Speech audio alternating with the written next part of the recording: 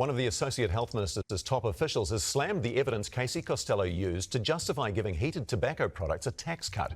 In internal emails seen by One News, the Ministry of Health expert described the minister's information as selective, out of date, and some of it crap. Here's senior political reporter Benedict Collins.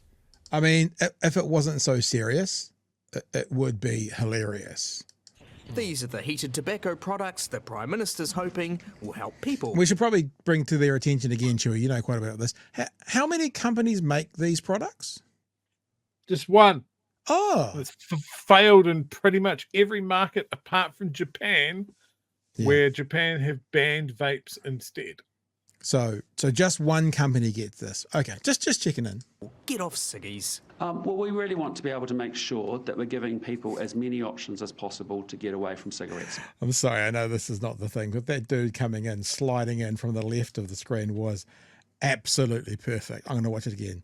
Just like, he needs a little kind of noise, one of them that's like, whoop, as he comes in. Ready? Well, we really want to be able to make sure that we're giving people as many options as possible to get away from cigarette smoking.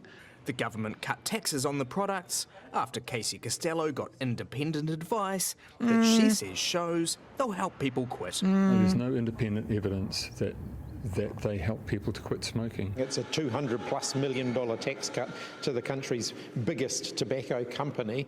Now One News has seen internal emails at the Ministry of Health.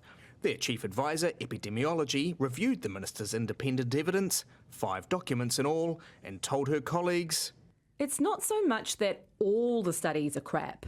She thought one was okay, another good, but now well out of date. It's more that it is a small number of selective research, not up to date, and certainly don't form any sort of robust evidence. She pointed out some of the data cited in one study was provided by the tobacco company, Philip Morris. It feels like a quick and dirty... That feels like, you know, big petroleum doing their own research, big tobacco. That could never go wrong. You would expect big tobacco to put out some research, even if it was harmful to the product they were making, because they're just good citizens. Google search. Do you think the quality of the information she is bringing to Cabinet is up to scratch? Yeah, I can tell you that minister is very, very focused on making sure she lowers daily smoking rates and delivers on smoke-free 2025. Yeah, officials at the Ministry of Health, they also, when they're talking about this evidence that Casey Costello had, they're putting evidence inside inverted commas. I mean, they seem to think their minister's behaviour is a bit farcical. Well, I just put it to you that I have conversations with the minister. I have through the course of the year. You've seen. I don't believe that. I don't believe that he has conversations. What I would put to you is... I don't believe that he has conversations with the minister about this. My gut, and it's just my gut tells me that he doesn't do a lot of communicating with ministers from other parties, would be where I'd place my money if I was going to do a polymarket bet.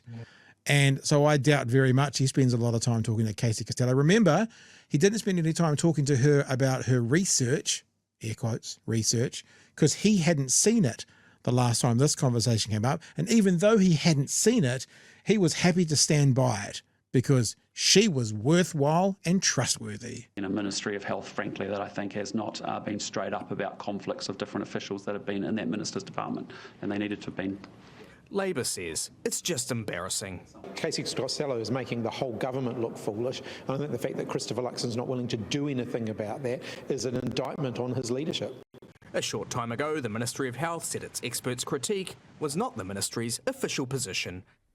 And you've just got... Now, we watched this last night, this little bit at the end, but let's just watch the next 30 seconds because Casey Costello yesterday did reply in what I would describe as a very Trumpian way, which is, I'm blaming you. I'm blaming you. Got a response from the minister, I understand, Benedict. What does it say? That's right. We've been trying to get an interview all day long with Casey Costello without success, but then just a few minutes ago, we've got quite an extraordinary statement from her. Now, Casey Costello has said that she's gone and read these emails today, and when she looks at them, she sees it as another attempt by public servants at the Ministry of Health to try and undermine the government's efforts to reduce smoking in New Zealand. She said... So let's get this right. The experts and the officials in the Ministry of Health are trying to undermine the government to get to smoke-free 2025. The same government that cancelled banning cigarettes that the same officials, I'm sure, would have been aghast at. So these same officials would, like the rest of the world, literally the world, would have been shocked that this government took away the banning of cigarettes. But now it's them who undermine that end goal of smoke-free 2025, not Casey Costello, not this government, not Philip Morris with their tax breaks. It's the health professionals. It's the people within the Ministry of Health, Chewie. They're the ones to blame, not Casey Costello, not Luxon, not ACT, them. They're to blame. Absolutely. Fundamentally doesn't understand what public servants are supposed to do. Here's a tip for Minister Costello. It's in the fucking name. They're servants to us, the public, not you. Not you. So if they want to call you on their bullshit, then that's in their purview. Like to lean on this crutch of political neutrality, yeah, they can be politically neutral, but they are there to call out bad ideas when their minister goes off gung-ho, because that's what she is bought and paid for to do by Philip Morris, because she is a lobbyist first and a servant of the people second.